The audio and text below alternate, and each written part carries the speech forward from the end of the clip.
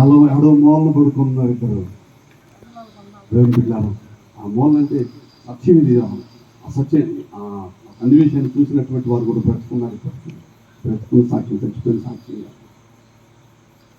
దేవుని బిడ్డ పశువులు కట్టేసి ఉంటే ఆ పశువులు కొట్టలో పక్క సాంపిస్తే సాంపేసుకుని పడుకున్నారు.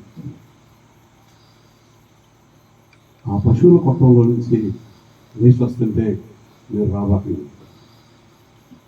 మీరిద్దరు రాబాకండి, వాళ్ళు పంపించిన వాళ్ళ సంగతి వస్తాం. ఎవరి సంగతి?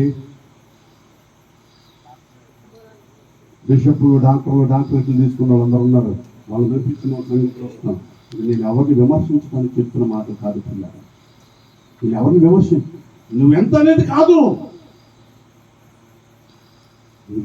దేవుని ఆత్మ చేత నింపబడేటువంటి ఆ బలమైన దేవుని శక్తిగా ఉండాలి. దేవునికి స్తోత్రం కలుగును గాక.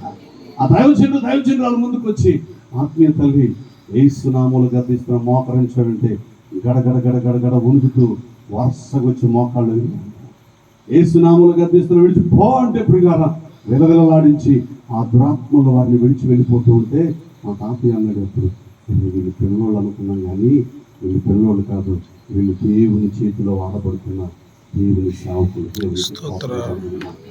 ఎందుకు ఈ మాటలు చెప్తున్నానో తెలుసా? ఏరియా ప్రార్థన చేస్తూ ఉంటే కనపడింది అంతండి, అరచేయంత మేఘం, అరచేయంత మేఘం ఏం చేస్తుందో తెలుసా? ఆ మేఘం కనపడుతుందని చెప్పని ఏలియాకు తన పరివారం చెప్పగానే ఏలియా ఆహాబుతో చెప్తున్నాడు, త్వరగా వెళ్ళిపోయి